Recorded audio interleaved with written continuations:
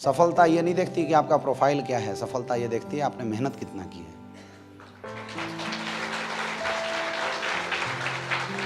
क्योंकि प्रोफाइल मेहनत से बनती है। ये सीनियर लेवल पे बैठा एक सिंगल इंसान ऐसा नहीं बोल सकता किसी के बारे में कि वो बैठे बैठे पैसा कमा रहा है। मिर्जापुर का जब बिजनेस शुरू हुआ, बाइक से हम लोग मिर्जापुर जाते थे बैठ बैठ के।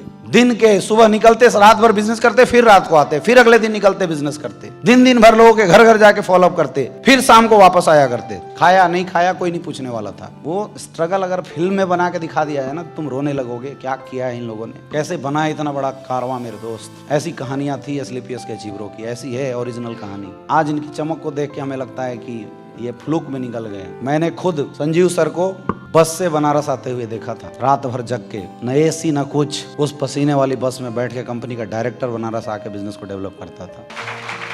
हम लोग जब बिजनेस करते थे, कई बार ऐसा होता था, मैं और गुरुजी महिपाल सर ट्रेनिंग के लिए कई बार ऐसे गए। एक सड़ी सी उस समय गाड़ी थी हम लोगों के पास, तो वो चलती कम थी, खराब ज्यादा होती थी। तो सैदपुर पहुंचने के बाद वो गाड़ी रुक गई। अब गुरुजी स्टीयरिंग संभाल रहे हैं, मैं कोट लगा के पीछे से धक्का मार रहा हूँ। फिर टायर पंचर हो जाए 2 गड्ढा के बाद, फिर कोट उतार के शर्ट, व्हाइट शर्ट मोड़ के फिर उसकी टायर चेंज करने लग जाते थे। पसीना निकल रहा है, टायर चेंज कर रहे हैं, फिर पहुंच के वहां पहुंचे, पसीना से नहा तो धो के फिर जोश के साथ मीटिंग करते। 2-2, 2:30 बजे तक प्लान, 3, 3:30 बजे रात तक प्लान चलता था। पकड़ लेते तो छोड़ते ही नहीं थे।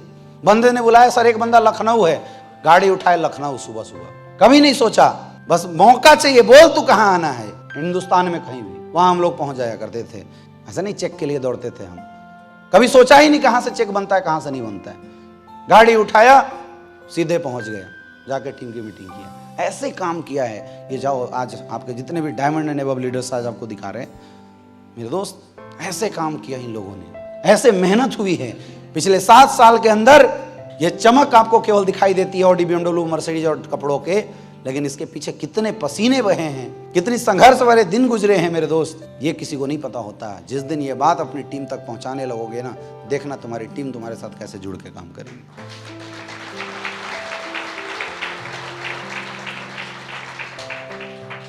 मैग्नेटिक पर्सनालिटी के बनो मेरे दोस्त, और सच्चाई के साथ काम करो। आज जो मेहनत आप कर रहे हैं ना, जो आज आपकी स्ट्रगल है ना, समझना यही तुम्हारा इतिहास लिखने वाला है। कभी हम लोग रोज आते थे गुरुजी के पास, तो गुरुजी बोलते थे कि यार परेशान मत हो, ये जो आंसू है ना, ये जो कष्ट आज हम लोग झेल रहे हैं ना, ये आने वाले भविष्य में सुखद अनुभव का एहसास कराएगा। गर्व फील करोगे लोगों से बताते हुए क्या करके आगे बढ़े। हम लोग अपने जीवन में सफलता तो चाहते हैं, लेकिन उस सफलता के लिए आपने कीमत क्या चुकाया, ये बहुत मायने रखता है मेरे दोस्त। ये कहानी लिखा जा रहा है। ये जो भी आप एमरल्ड हैं, फिर टोपाज बनेंगे, फिर रूबी स्टार बनेंगे, ये कहानी चल रहा है आपके जीवन में। जो जितनी ज़्यादा मेहनत करेगा ना, उसकी कहानी उतनी बेहतरीन बनेगी, और जिसकी मेहनत, जिसकी कहानी जितनी बेहतरीन बनेगी, उसका भविष्य उतना ही उज्जवल होगा डायरेक्ट सेलिंग इंडस्ट्री में।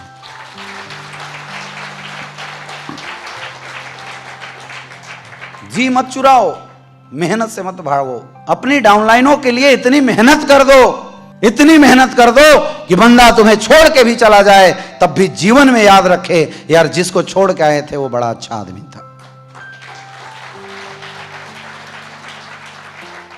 कर सकते हैं? कर सकते हैं?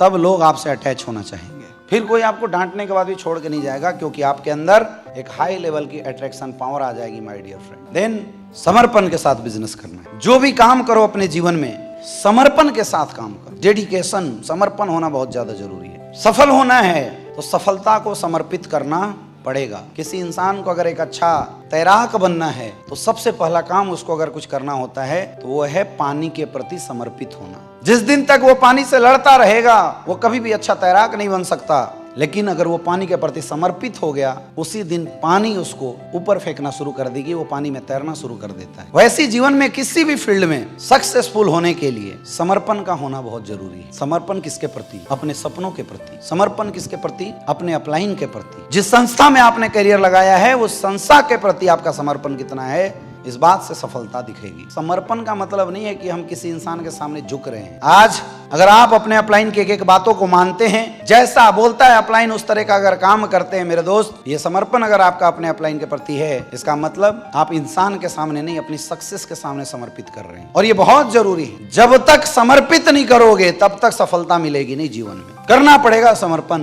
किसी एक इंसान के प्रति सफल होने के लिए। और अगर हम डायरेक्ट सेलिंग की बात करें तो नेटवर्क मार्केटिंग इंडस्ट्री में अपने अपलाइन के प्रति समर्पित होना पड़ेगा। समर्पण का मतलब झुकाव नहीं है कि आप दब रहे हो किसी से, सक्सेस के लिए ऐसा हम कर रहे हैं। ये सोचो कि यार अपलाइन मेरा 5वीं पढ़ा हुआ है, हम ग्रेजुएशन है, हम कैसे उसको समर्पित कर दें ना, क्योंकि जिसके प्रति आप समर्पित हो रहे हैं वो पोजीशन मायने रखता है कि उस पोजीशन पे कोई है, कौन है ये मायने नहीं रखता। समझ में आ रही है बात? अपनी बागडोर अपने अपलाइनों के हाथ में पकड़ा दो। जनरली मैंने देखा है कि हम जब नीचे लेवल पे होते हैं तब तो समर्पित होते हैं अपलाइन के प्रति, जो बोलता है अपलाइन हम करते जाते हैं। लेकिन जैसे हमारी रैंक थोड़ी बड़ी होती है, हमारी लेवल थोड़ी बड़ी होती है, ये समर्पण रूप बदल जाता है। समर्पण आपकी और आपकी टीम में ना एक कल्चर को देता है, कल्चर को जन्म देता है। अगर आप अपने अपलाइन के प्रति समर्पित होंगे तो आपकी डाउनलाइन आपके प्रति समर्पित होगी। इसलिए भी जरूरी है कि हम अपने अपलाइन के प्रति समर्पण दिखाएं। और समर्पण दिखाने का मतलब है upline is always right, upline जैसे बोले कर डालो, दिमाग मत लगाओ। ये होता है असली समर्पण। सचिन तेंदुलकर चाहे कितना भी बड़ा क्रिकेटर था, लेकिन अगर उसे मैच जीतना था तो अपनी कोच के प्रति समर्पित होना पड़े होगा। अगर वो ये सोचते कि मैं तो मास्टर ब्लास्टर हूं, मैं कोच की बात नहीं मानूंगा, अपनी मर्जी से काम करूंगा, तो जीवन में वो क्रिकेट के भगवान नहीं बन सकते थे। जैसे खिलाड़ी के लिए अपने कोच के प्रति समर्पित होना जरूरी है, एक स्विमर के लिए पानी के प्रति समर्पित होना जरूरी है, वैसी डायरेक्ट सेलिंग इंडस्ट्री में आपको अपने अपलाइन के प्रति समर्पित होना जरूरी है। अपना हाथ अपने अपलाइन के हाथ में पकड़ा दो और बोल दो सर तुम्हारे भरोसे जो करना है करो। अगर अपलाइन कमीना भी निकला ना तब भी टेंशन मत लेना।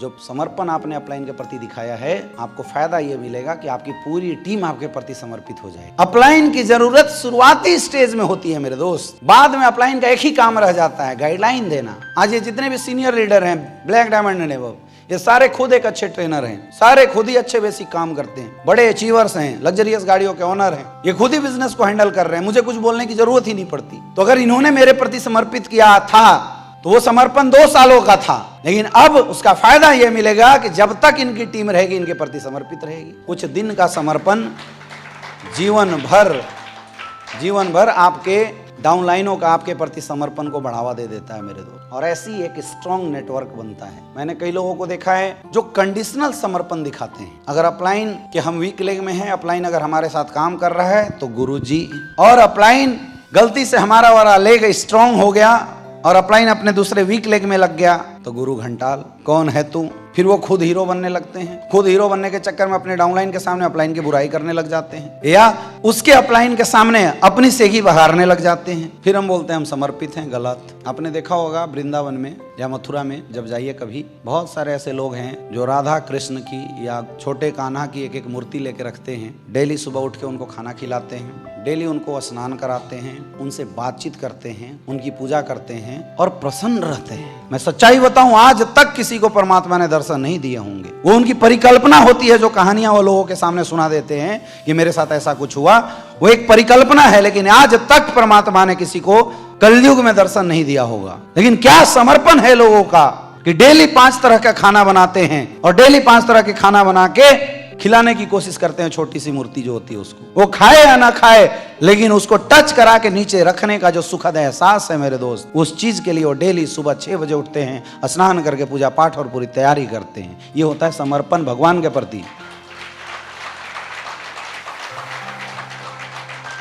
और ऐसे लोगों से कभी आप मिलकर देखना, जब आप सामने बैठ जाओगे ना, क्या गजब पॉजिटिविटी का एहसास उनके अंदर से निकलता है। कितना भी निगेटिव इंसान ऐसे लोगों के पास, ऐसे संतों के सामने अगर जाके बैठ जाए, मैं संती बोलता हूं उनको, आप देखना आपका माइंड फ्रेश हो जाएगा, क्योंकि पॉजिटिव एनर्जी निकलने लगती है उस समर्पण की वजह से। समझ में आ रहा है? भगवान के दर्शन हुए नहीं हुए थे, लेकिन उस समर्पण ने इतना तगड़ा काम कर दिया, उस इंसान की खुद की आत्म छवि बदल गई। वो इंसान खुद ही परमात्मा जैसा हो रखा है आज के समय। सक्सेस भी कुछ ऐसा ही होता है मेरे दोस्त। हम लोग समझा समझा के थक जाते हैं। अपलाइन की बुराई मत करो, जस्ट अपलाइन से पंगे मत लो। लेकिन मैंने अक्सर देखा है, सबसे ज्यादा कोई अगर किसी से ज्यादा जलता है तो जस्ट अपलाइन से जलता है, जबकि सबसे ज्यादा मेहनत भी बेचारा वही करता है। याद रखना, आपके जीवन में सबसे ज्यादा अगर आपका काम कोई आएगा ना तो जस्ट अपलाइन, जिसने आपको ज्वाइन कराया है, काम आता वही है लास्ट समय में, क्योंकि उसका ना कनेक्शन आपके साथ बड़ा अच्छा होता है। उसके सामने आप निगेटिव बोल सकते हो, है ना, उसको थोड़ा धमका सकते हो, अपनी भड़ास उसके सामने निकाल सकते हो। होता है नहीं होता है? और ये भी बता रहा हूं, जीवन में जितनी बड़ी ग्रोथ आपका जस्ट अपलाइन आपके लिए करके दे देगा ना, कोई कुछ भी बोले, मैं ट्रेनिंग ही तो दे सकता हूं, ग्राउंड में आ सकता हूं आपके साथ, कौन आएगा? Just upline. जिस इंसान ने हमारे सपनों को जगाया, जिस अपलाइन ने हमारे निगेटिव माइंड को पॉजिटिव किया, जिस अपलाइन ने मेहनत करके हमें ऐसी अच्छे सिस्टम से मिलवाया, जिस अपलाइन ने इतनी अच्छी अच्छी ट्रेनिंग हमें अटेंड कराया, क्या उस अपलाइन के प्रति हमारा समर्पण नहीं होना चाहिए? होना चाहिए, नहीं होना चाहिए? तो ये जो रिश्ते आपके कभी कभी किसी कारणवश अपने अपलाइनों से खराब हो जाते हैं ना मेरे दोस्त, अगर समर्पित रहोगे तो ये रिश्ते जीवन में कभी खराब नहीं होंगे और ये बहुत बड़ा लॉस देते हैं आपके बिजनेस को। समझ में आ रही है बात? और ये कब होगा? जब आप अपने अपलाइन के प्रति समर्पित रहेंगे, अपने अपलाइन से भी मोहब्बत करना सीखो। मैं आपको दावे के साथ बोलूं, ये फ्रंट लाइन में बैठा एक भी सिंगल ऐसा डायमंड नहीं है जो कामचोर है। एक सिंगल काबिलियत हर इंसान के अंदर अलग अलग होती है, हर किसी की क्षमता अलग अलग है, हर कोई एक जैसा नहीं हो सकता, परमात्मा ने नहीं बनाया, हर किसी की बुद्धि एक जैसी नहीं हो सकती। लेकिन मैं दावे के साथ बोल सकता हूं, ये फ्रंट लाइन के जितने भी डायमंड एंड अबव लीडर हैं, आज भी मार्केट में अपनी औकात से ज्यादा मेहनत करते हैं।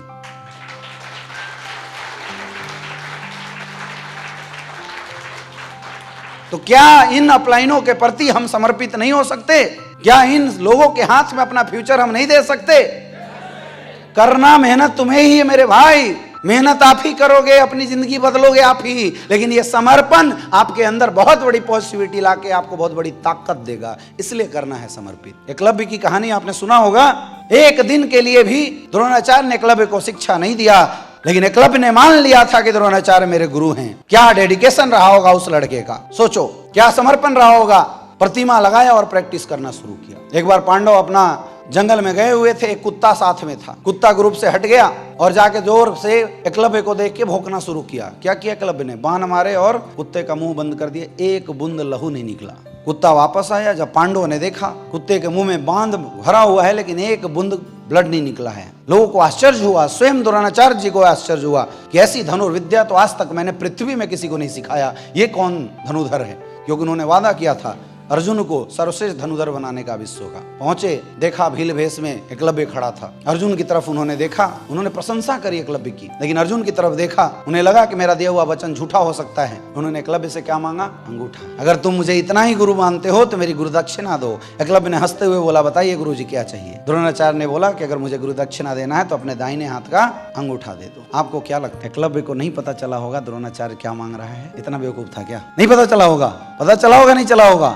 क्या उसको ये बात समझ में नहीं आ रही होगी कि द्रोणाचार्य उसके साथ क्या कर रहा है? समझ में आ रहा था, लेकिन एकलव्य ने एक मिनट देर नहीं किया, बगल से चाकू निकाला और अपना अंगूठा काट के द्रोणाचार्य के सामने समर्पित कर दिया। ये समर्पण की ताकत थी मेरे दोस्त, कि हजारों युद्ध लड़ने के बाद भी आज भी जब समर्पण की बात की जाती है, सर्वश्रेष्ठ योद्धा की भी बात की जाती है, तो अर्जुन से ज्यादा इज्जत एकलव्य की ली जाती है, जिसने एक भी युद्ध नहीं जीते थे जीवन में।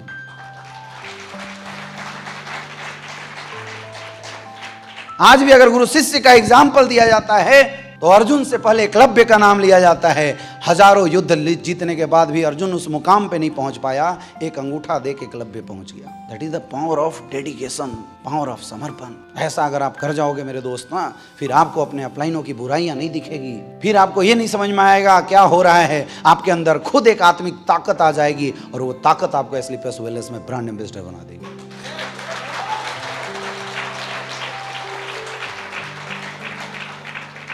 जनरली लोग क्या करते हैं, कभी भी अपलाइन या डाउनलाइन से कोई भी विवाद हो गया या अपलाइन डाउनलाइन के बीच में कुछ भी कन्वर्सेशन लूज टॉक हो गया, तो लोग क्या करते हैं, the number you have dial is switch off. थोड़ी सी क्या प्रॉब्लम आई, थोड़ा सा क्या किसी ने बोल दिया, ग्रुप से आउट, मोबाइल ऑफ, ब्लॉक। क्या ट्रेडिशनल बिजनेस में होते तो ऐसा करते? पड़ोसी ने धमका क्यों दिया, चलो आज के बाद धंधा बंद, वहां नहीं करते हम लोग। लेकिन डायरेक्ट सेलिंग में एक बड़ी कॉमन समस्या है ये, बातचीत न करना, मुंह फुला के घर बैठ जाना। अपलाइन जाए तो उसकी बातें सुनना ही नहीं, उससे बात ही न करना। इससे क्या है, दरारें और बढ़ जाती है। लीडरशिप के लिए हमेशा एक क्वालिटी अपने अंदर डेवलप करना है, that is called conversation skill. बातचीत करने का स्कोप हमेशा एक लीडर के माइंड में होना चाहिए। इस दुनिया की जितनी भी प्रॉब्लम है, हर प्रॉब्लम का सॉल्यूशन एग्जिस्ट करता है। कोई ऐसा प्रॉब्लम नहीं बना, चाहे वो डायरेक्ट सेलिंग की प्रॉब्लम हो, चाहे कोई भी, जिसका समाधान ना हो। आपका बिजनेस नहीं चल रहा है, कोई बात नहीं, ये प्रॉब्लम है, इसका समाधान है। अपलाइन आपकी डाउनलाइन को भड़का रहा है, कोई बात नहीं, ये एक प्रॉब्लम है, इसका समाधान है। आपकी टीम दूसरी कंपनी में चली गई, कोई बात नहीं, ये प्रॉब्लम है, इसका समाधान देखना है। हमारा सेल ग्रो नहीं कर रहा है, कोई बात नहीं, ये प्रॉब्लम है, इसका समाधान देखना पड़ेगा। क्या प्रॉब्लम आने के बाद या डिससेटिस्फैक्शन होने के बाद मोबाइल स्विच ऑफ करके ग्रुप से बाहर होके घर में बैठना कोई समाधान है? तो फिर आप ऐसा क्यों करते हो? बोलते सर मेरा ईगो पे बात आ गया था। बाहर ईगो, नौकरी में बॉस लात मारता है तब ईगो नहीं आता, बिना पैसे के पड़ोसी गाली दे देता है तब ईगो नहीं आता, हॉस्पिटल में जाते हैं पीछे लाइन में खड़ा कर दिया जाता है तब ईगो नहीं आता, परिवार के साथ रोडवेज के बसों में धक्के खाते हैं तब ईगो नहीं आता। जिंदगी में कुछ बदलना होता है और वहां एक इंसान ने, जिसने कुछ बनाया है, जिसने कुछ हमारे लिए किया है, वो इंसान अगर कुछ बोल दे तो हमें क्या आ जाता है? ईगो। समझ रहे हैं ना? छोटी मानसिकता। किस बात का ईगो? क्योंकि आप टोपाज है, इस बात का ईगो। क्योंकि हम रूबी स्टार बन गए, इस बात का ईगो।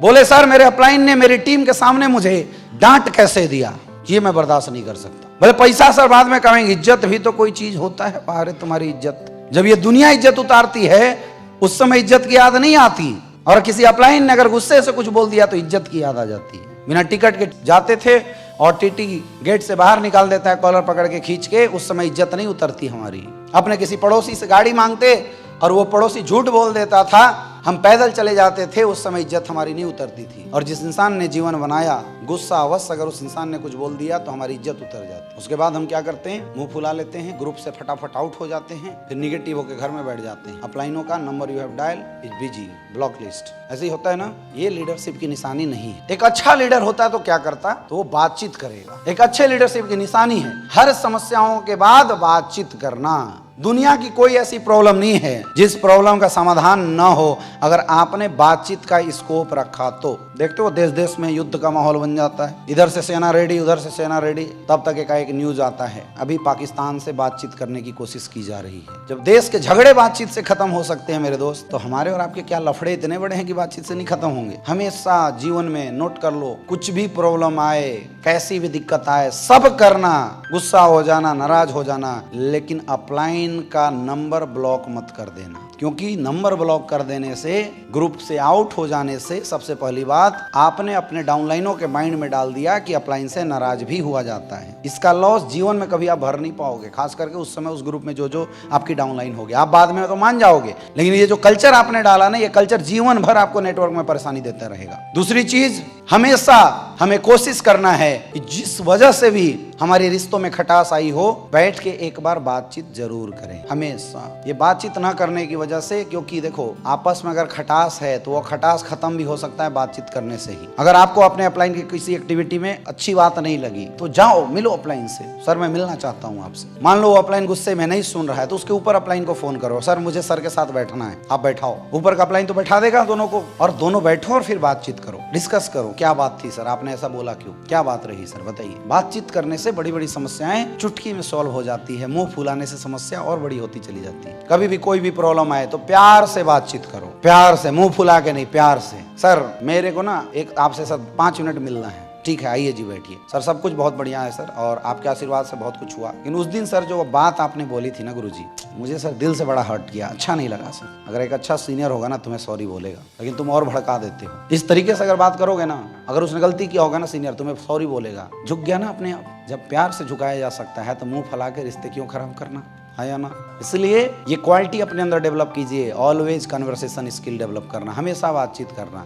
चाहे डाउनलाइन से कोई प्रॉब्लम हो, उससे बोलो सर मिलो, आओ बैठते हैं। उसके घर जाओ मिलो, कोई दूसरी कंपनी में चला गया और उसको लताड़ो मत, मिलो सर मिलो तो एक बार बैठते हैं, बातचीत करो, समझात। बुद्धि भ्रष्ट होगी तो ऐसे भी नहीं आएगा। बोलते हैं जब काल मनुज पे छाता है पहले विवेक मर जाता है। तो जिसकी बुद्धि भ्रष्ट होगी वो तो ऐसे भी नहीं आएगा, लेकिन एटलीस्ट आप संतुष्ट रहोगे क्योंकि आपने बातचीत तो किया था, आपने प्रयास तो किया था, आपने फॉलोअप तो किया था। इसलिए always develop conversation between your upline and downline in any situation. कोई भी कंडीशन, बातचीत करने का तरीका जरूर आजमाएं। मेरी टीम एक बहुत अच्छा लीडर था। 2016 में जब हम लोग बिजनेस में आए, वो भी आया।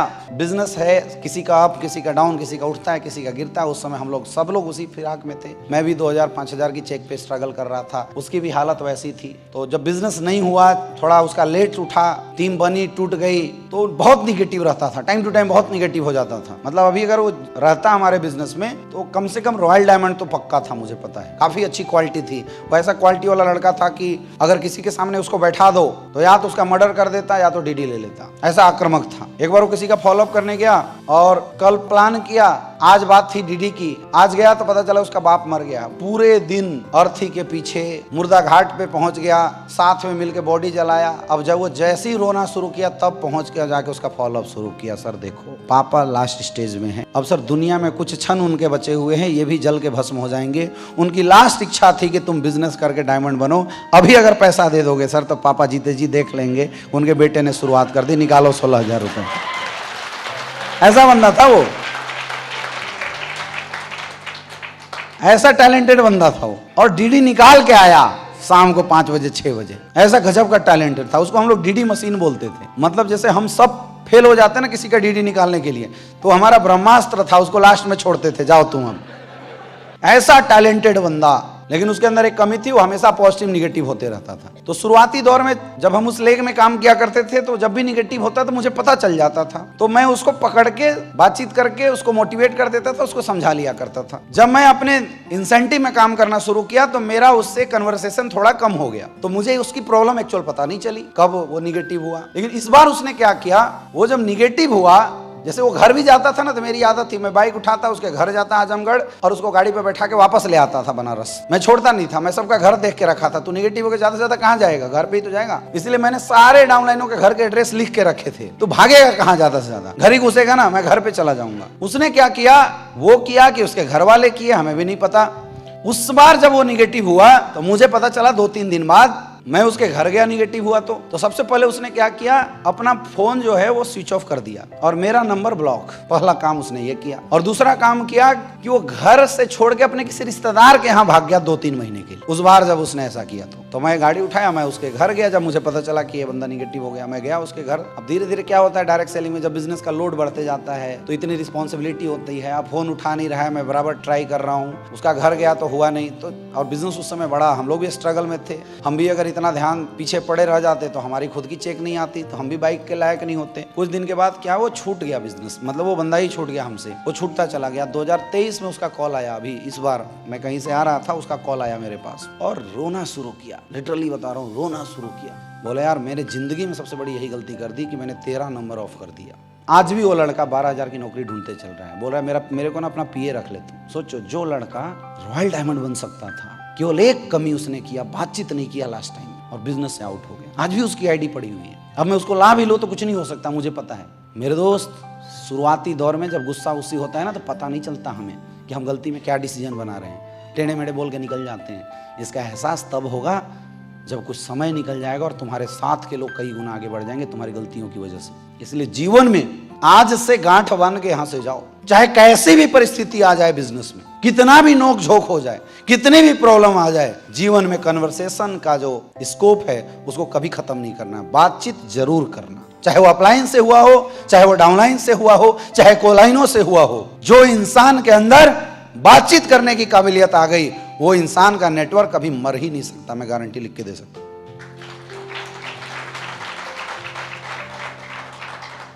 इसलिए खुद की काबिलियत ना अपने मुंह से नहीं बोलना, हमेशा अपलाइन की काबिलियत का बखान करते रहो। तुम्हारी डाउनलाइन तुम्हारा बखान खुद कर देगी। ये क्वालिटी डेवलप करेंगे।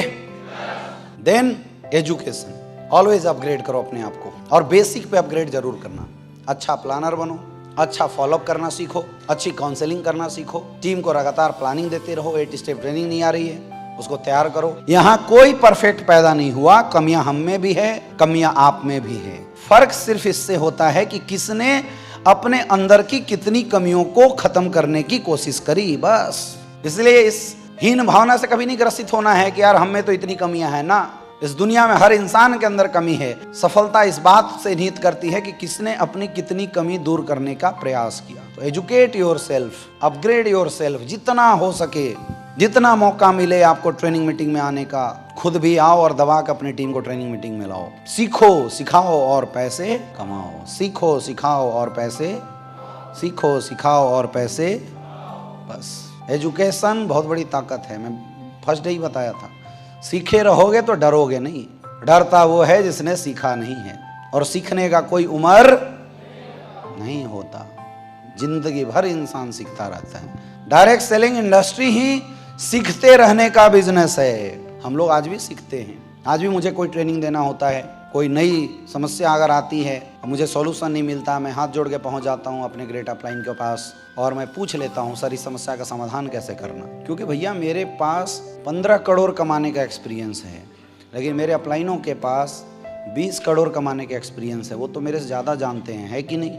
मेरे पास 10 लाख की टीम हैंडल करने का एक्सपीरियंस है, लेकिन मेरे ग्रेट गुरुजी लोगों के पास 20 लाख 30 लाख की टीम को हैंडल करने का एक्सपीरियंस है, तो वो तो मेरे से ज़्यादा जानते हैं ना। तो मैं अगर सोचूं कि आई एम द बेस्ट, मैं उसी दिन ख़त्म हो जाऊंगा। मैं हमेशा बोलता हूं मैं डायरेक्ट सेलिंग इंडस्ट्री का एक अच्छा स्टूडेंट हूं, मैं सीखता रहता हूं, इसलिए हम आगे बढ़ते रहते हैं। आपको हमेशा स्टूडेंट बन के रहना, हमेशा सीखते रहो। फोकस ऑन एजुकेशन कर सकते हैं। अगला है साहस। ये लीडरशिप की बहुत ही अनमोल क्वालिटी है। करेज, हिम्मत होनी चाहिए आपके अंदर, कुछ भी करने का जज्बा होना चाहिए आपके अंदर। और ये हिम्मत वही दिखा सकता है जो इंसान कंफर्टेबल जोन से बाहर आके बिजनेस करे। डर डर के धंधा मत करो। डर डर के धंधा करना आपको बहुत बड़ा लॉस दे सकता है। डर डर के बिजनेस नहीं करना, हमें हिम्मत दिखाओ। बिजनेस की डिमांड जो बोलती है उस डिमांड को पूरा करना है। कई बार मैंने सुना है जब हमारे लीडर रूबी स्टार बन जाते हैं, सफायर बन जाते हैं, तो आपका अपलाइन आपको गाड़ी लेने के लिए बोलता है और हमें लगता है कि अपलाइन हमें फंसा रहा है। आप मुझे बताओ, अपलाइन का भी तो परिवार है और अपलाइन की चेक की वजह कौन है? आप ही लोग तो हैं। तो क्या कभी अपलाइन अपने परिवार के पेट पे लात मारेगा? तो फिर ऐसा आप क्यों फील करते हो कि अपलाइन गाड़ी लेने के बोल रहा है तो हमें फंसा रहा है? समझो, हमारे बिजनेस में जो धंधा है ना, लोगों का बिजनेस है। हमारी आपकी कोई ऑफिस नहीं होती, होती है क्या? हमारा आपका कोई शोरूम नहीं होता। अपने धंधे के शोरूम हम खुद हैं। नेटवर्क मार्केटिंग में नेटवर्कर खुद बिकता है। जब आप में दम दिखता है तब लोग आपके पीछे करियर लगाते हैं। जब आप अच्छे लीडर दिखाई देते हो तब लोग आपके पीछे चलते हैं। यही बात है कि नहीं है? और हम सब एक मिडिल क्लास से बिलोंग करने वाले लोग। साइकिल से हमने बिजनेस की शुरुआत करी है, मोटरसाइकिल से हमने बिजनेस की शुरुआत करी है। जो हमारा डाउनलाइन है वो भी सेम हमारी कैटेगरी का इंसान है, वो भी सेम, उसकी जिंदगी हमारी जैसी है, वो भी गरीबी से निकलता हुआ आ रहा है। तो जो हमारी डाउनलाइन है और हम में कोई फर्क नहीं दिखाई देता। तो ये डिफरेंस क्रिएट करने के लिए बिजनेस में एक इन्वेस्टमेंट करना पड़ता है। सबसे पहला अपने ड्रेस कोड के ऊपर। ये खर्चा नहीं है मेरे भाई, ये इन्वेस्टमेंट है हमारे बिजनेस का। जो बार बार बोला जाता है ना, ड्रेस कोड अच्छी बनवाओ, बढ़िया ड्रेस डेवलप करो, बोलता नहीं बोलता अपलाइन? ये क्यों बोला जाता है? क्योंकि आप अपने बिजनेस के शोरूम खुद ही हो और जब तक शोरूम चमकेगा नहीं तब तक माल बिकेगा नहीं। दुनिया का हर धंधे वाला खुद से ज्यादा पैसा अपने शोरूम पे खर्चा करता है, ब्रांडिंग पे खर्च करता है, अपने घर से ज्यादा पैसा अपने बिजनेस के डेवलपमेंट पे खर्च करता है। लेकिन हमारे धंधे में क्या आपको फैक्ट्री वाले को पैसा देना है, कंपनी ऑफिस में बैठे लोगों को पैसा देना है, अपने यहाँ 5 एम्प्लॉय को पैसा देना है, शोरूम को पैसा देना है? तो फिर आप 70 करोड़ कमाओगे कैसे? यहाँ भी इन्वेस्टमेंट करना पड़ेगा बड़े लेवल पे, और वो इन्वेस्टमेंट होता है हमारे खुद के प्रति। सबसे पहला इन्वेस्टमेंट क्या है? सबसे पहला इन्वेस्टमेंट है हमारे ड्रेस कोड का इन्वेस्टमेंट। तो अगर आपका अपलाइन बार बार अगर आपको ये बात बता रहा है कि ड्रेस अच्छा करो, एमराल्ड के बाद, टोपाज के बाद ड्रेस अच्छा करो, आपको लगता है अपलाइन खर्चा करा रहा है। अरे मेरे भाई, वो खर्चा नहीं करा रहा है। अभी तुम्हारे बिजनेस में ये डिमांड है ड्रेस कोड सही करना, क्योंकि जब तक आप अपनी ड्रेस कोड सही नहीं करेंगे तो नीचे वाले आपको आइडियल नहीं मानेंगे कभी भी। नीचे वालों की नजर में आप चेंज होते हुए नहीं दिखोगे तो नीचे वाले आपके ऊपर कभी भी विश्वास नहीं करेंगे कि मेरी जिंदगी बदल सकता है। इसलिए वो इन्वेस्टमेंट करने के लिए बार बार आपका अपलाइन बोलता है खुद के ऊपर इन्वेस्ट करो। दूसरी बात, जब आप रूबी स्टार पे हो जाते हैं, सफायर पे हो जाते हैं, आपका अपलाइन आपको बोलता है गाड़ी ले लो, बोलता है नहीं बोलता है? मैंने सुना है कि सर लायबिलिटी में डूब जाएंगे, सर कर्जा आ जाएगा। सोचो, जब तुम शोरूम चला रहे होते और तुम्हें जरूरत पड़ता 50 लाख का माल डलवाने की, लोन लेते नहीं लेते? वो कर्जा नहीं है क्या आगे बढ़ने के लिए? क्योंकि बिजनेस सेंस है, वो धंधा आपका है, उस धंधे में पैसे आपने लगाए हैं, जिम्मेवारी आपको लगता है इस धंधे को उठाने की मेरी है, इसलिए आप लोन लेने के लिए तैयार है। और यहाँ अपलाइन नहीं बोल रहे हैं लोन लेके बिजनेस करो, लेकिन अपलाइन बोल रहा है कि जब पैसा आए तो अपने बिजनेस में एटलीस्ट इन्वेस्ट करो। और सेकेंड इन्वेस्टमेंट हमारे बिजनेस का होता है हमारी गाड़ी, क्योंकि जब इंसान बाइक से चलता है तो उसका एटीट्यूड दूसरा होता है, लेकिन जैसे वो गाड़ी में आ जाता है ना, उसका एटीट्यूड चेंज हो जाता है। कितने लोग यहाँ कार अचीवर हैं? कितने लोग? बहुत अच्छी बात है। सच बताना, जब आप बाइक से चलते थे और जब आप 4 व्हीलर गाड़ी में आए, लोगों का आपको देखने का नजरिया बदला नहीं बदला? लोग अब आपको रिस्पेक्ट देने लगे नहीं देने लगे? पहले लोग जैसे बात करते थे, आज उनकी बातचीत की भाषा आपके प्रति बदल गई नहीं बदल गई? समझ में आ रही है बात? ये लायबिलिटी नहीं है, ये हमारे बिजनेस का इन्वेस्टमेंट है, रिक्वायरमेंट है। और जो इंसान टाइम पे रिक्वायरमेंट पूरा नहीं करता है, उसकी एक एक रैंक निकलने में 2-2 साल लग जाते हैं। फिर वो बोलता है गुरुजी हम पीछे छूट गए। तूने धंधे की डिमांड नहीं पूरा की तो धंधा तुम्हारा डिमांड कहां से पूरा करेगा? मेरे भाई, दुनिया में बिजनेस कभी भी ये नहीं देखता तुम कितना कर्जा लेके आए हो। बिजनेस ये देखता है कि जो मेरी डिमांड है पूरा कर, और करना पड़ेगा, चाहे कर्जा हो चाहे ना हो।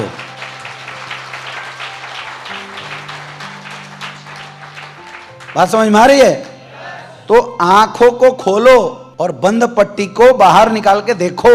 ये जो अपलाइन समझाता है, नियत गलत नहीं है रे भाई, तुम गलत नियत से सोच रहे हो, कोई आपको उलझाने नहीं आया है। वो आपके बिजनेस की एडवाइस देता है अपलाइन, कि आपको क्या करना चाहिए और क्या नहीं करना चाहिए। अपलाइन बोलता है डायमंड लेवल पे आने के बाद लग्जरियस गाड़ी में आ जाओ, लेकिन हमारे बहुत सारे ऐसे महान डायमंड हैं जो लोग लग्जरियस गाड़ी में नहीं आते, वो जिद मचा के बैठे रहते हैं, नहीं गुरुजी 14 लाख आया है। अच्छा, मैं अक्सर देखता हूं जब हम नीचे लेवल पे होते हैं तो हमारे एडवाइजर होते हैं अपलाइन, और जैसे लोगों का लेवल बड़ा होने लगता है उनके एडवाइजर चेंज हो जाते हैं। फिर उनके एडवाइजर कौन होती है? बीबी। फिर एडवाइजर हो जाता है साला, फिर एडवाइजर हो जाता है काका।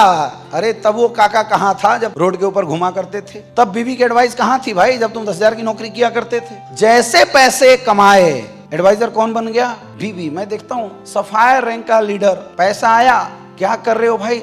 गुरुजी प्लॉट ले रहे हैं। मैंने दुनिया की पहला ऐसा बिजनेस देखा है, डायरेक्ट सेलिंग, जहां पे लोग अपने धंधा को डेवलप करने से पहले धंधा का सामान बेच के खा जाते हैं। बाकी लोग 2 साल तक जो कमाते हैं पैसा लगाते जाते हैं ताकि धंधा बड़ा हो। हमारे धंधे में जो आते जाता है उसको खाते जाते हैं, जो आते जाते हैं उसको खाते जाते हैं, फिर लास्ट में होते हैं मैंने भी किया था। और ये एडवाइजर बदलना आपको जीवन में बहुत बड़ा लॉस दे देता है। याद रखो, बिजनेस में अगर आपको बेटर एडवाइस चाहे, आप किसी भी लेवल पे चले जाओ, अगर कोई कर सकता है तो वो है आपका अपलाइन। और जीवन में बिजनेस में क्या, कहाँ, कैसे इन्वेस्ट करना चाहिए, अगर किसी से एडवाइस लेनी है तो किससे लो?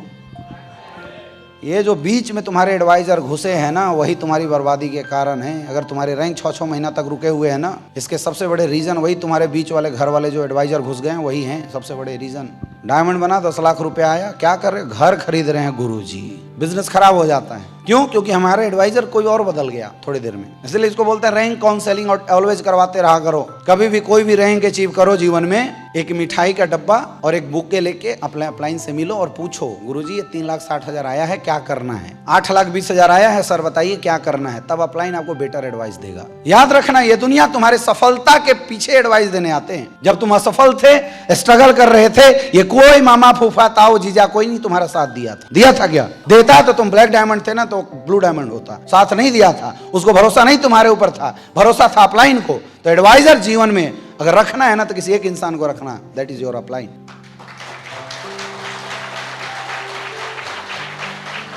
समझ में आ रहा है? अपलाइन ये एडवाइस जब देता है तो उसकी बात सुनो। गाड़ियां हमारे बिजनेस की लायबिलिटी नहीं है, गाड़ियां हमारे बिजनेस का इन्वेस्टमेंट है।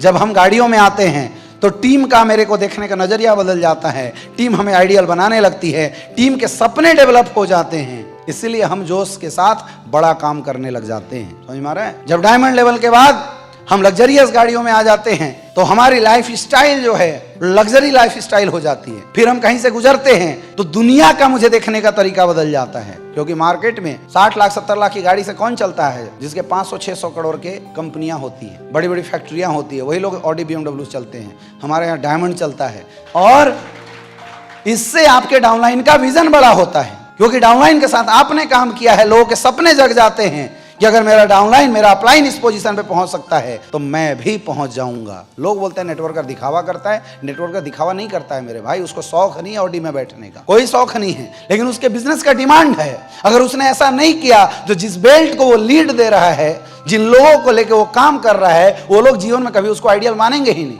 उन लोगों के सपने कभी जगेंगे नहीं। ये समाज, ये दुनिया ही ऐसा है। इसलिए हमारे बिजनेस की कुछ ये इन्वेस्टमेंट होती है जो हमें करना होता है टाइम टू टाइम, और जिसने समय के अनुसार ये इन्वेस्टमेंट कर दिया उसका धंधा बड़ा हो गया, और जो लोग लेट किए हैं उनका धंधा आज भी खराब होता चला गया है। लेकिन ये करने के लिए हिम्मत होनी चाहिए, ऐसे नहीं कर सकता है कोई, हिम्मत होनी चाहिए। दुनिया में लोग आपको लीडर तभी मानेंगे जब आप खुद से ऊपर उठ के कुछ करके दिखाओगे, दिखाना पड़ेगा मेरे दोस्त, तब लोग आपको लीडर मानेंगे। हाँ या ना? यस या नो? अरे एक बार ड्रेस कोड सही कर लो, छोटी गाड़ी में आ गए, डायमंड के बाद एक बार लग्जरियस गाड़ी में आ गए, उसके बाद डायरेक्ट सेलिंग में कुछ नहीं है, क्योंकि उसके बाद आप हेलीकॉप्टर में भी आ जाओगे ना तो ज्यादा फर्क नहीं पड़ेगा बिजनेस में, क्योंकि हमारी प्रोफाइल हेलीकॉप्टर से प्रभावित नहीं होती है। हम जिस प्रोफाइल में बिजनेस कर रहे हैं उसको हेलीकॉप्टर से लेना देना नहीं है। वो प्रोफाइल बस लग्जरियस गाड़ी तक ही देख पाती है, और उतना दिखाने के लिए अगर हमने अपने ऊपर खर्च कर दिया, अपने शोरूम पे खर्च कर दिया, तो समझ लो हमारे धंधे की डिमांड पूरी हो गई। अब जो पैसा आएगा बनाओ ना यार उसका घर, अब जो पैसा आएगा बनाओ ना यार उसका बंगला, अब जो पैसा आएगा दो ना यार बीवी को गहने, अब जो पैसा आएगा उसे आप खरीदो ना पुरखौती नहीं, पुरखौती के बाप की जमीन, चाचा दादा ने जो लूट लिया वो सब भी डबल पैसा दे के खरीदो। करना क्या है उसके बाद?